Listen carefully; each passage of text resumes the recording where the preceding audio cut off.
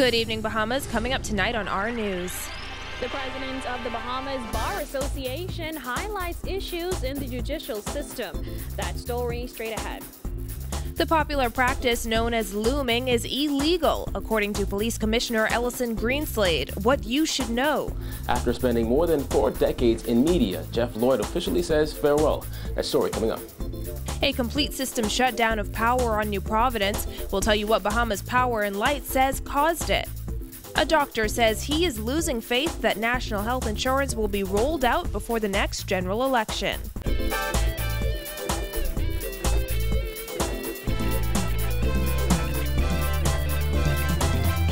Welcome to our news and thank you for joining us. I'm KRISTINA McNeil. Topping news tonight. Despite Attorney General Alison Maynard Gibson touting the success of swift justice earlier this week, Bahamas Bar Association President Ellsworth Johnson says while a lot of progress has been made, he believes the judicial system is not where it should be 50 years after majority rule. Jasmine Brown has his comments in this report. Johnson says as far as he's concerned, there's still a lot of work to be done before anyone can pat themselves on the back. During the opening of the legal year on Wednesday, Maynard Gibson said the judicial system has seen a lot of progress over the past 4 years. She credited the Swift Justice program as a major part of the success and highlighted the fact that the conviction rate for 2016 was 67%. That's compared to 31% in 2012. But Johnson says that's nothing to celebrate when you consider the end result. My heart pains me that today we celebrate, or we celebrate swift justice, the end result of which the majority of our young men are in Foxhill. There should be some resources given to how we raise our young men, how we raise our families, how we do that. That's nothing to brag about. Not to my mind. I commend her for the work because if persons, there is the rule of law, and if you breach the law, there are certain consequences. But 50 years, and I want to say to those young men, if they could hear me in Foxhill prison, there was a better way intended for you. The Bar Association president says he also has serious concerns about the state of the courts throughout the country.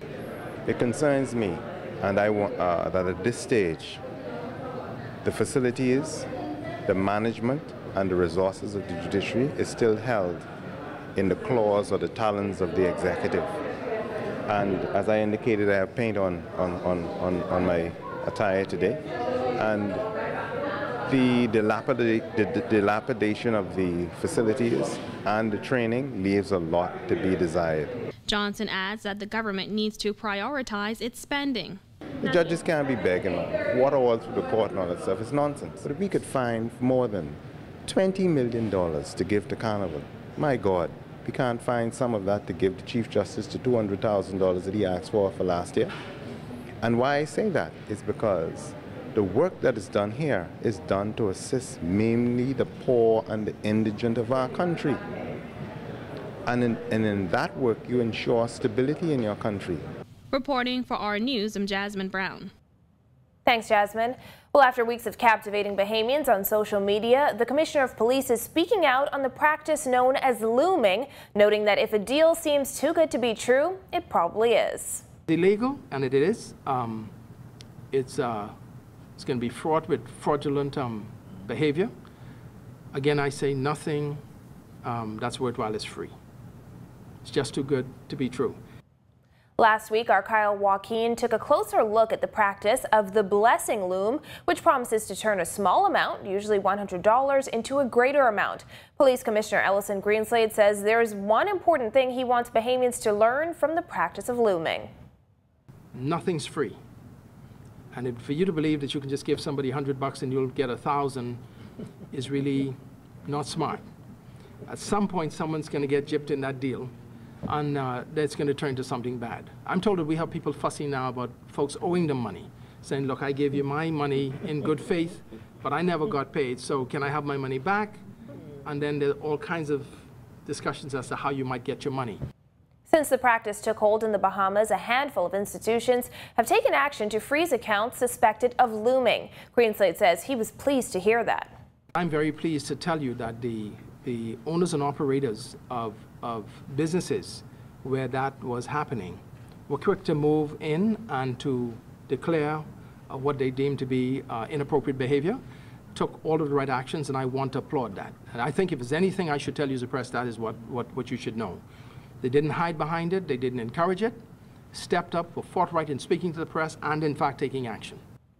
Meanwhile, the United States Embassy in Nassau is alerting U.S. citizens to a scam targeting U.S. citizens with calls allegedly from the U.S. Embassy in Nassau requesting the immediate transfer of funds for reported medical emergencies.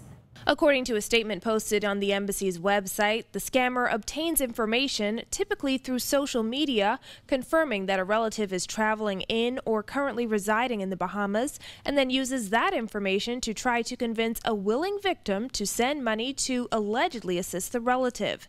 The embassy notes that a similar scheme, known as the grandparent scheme, targets grandparents or other relatives requesting personal credit card information over the phone in order to pay medical bills on behalf of an injured relative that would facilitate their release from the hospital and or departure from the Bahamas.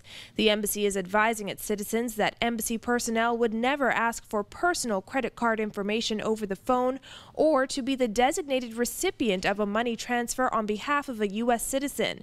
Citizens who receive such calls are advised to reach out directly to the reported injured relative or their parents or relatives to verify the information received. The U.S. Embassy recommends against transferring funds until verification is obtained. Well, residents on New Providence woke up in darkness this morning after a complete system shutdown of Bahamas Power and Light services. BPL confirmed the shutdown in a statement issued this morning, noting that the shutdown, which is still being investigated, appears to have been caused by an underground cable fault. It was shortly after 2 a.m. when BPL says power system shut down, and BPL crews began powering up engines and incrementally restoring areas as early as 5 a.m. All areas were expected to be restored before 8 a.m. Meanwhile, BPL says investigations will continue. This as the company is currently working on a major project on New Providence that will reinforce high-voltage underground cables.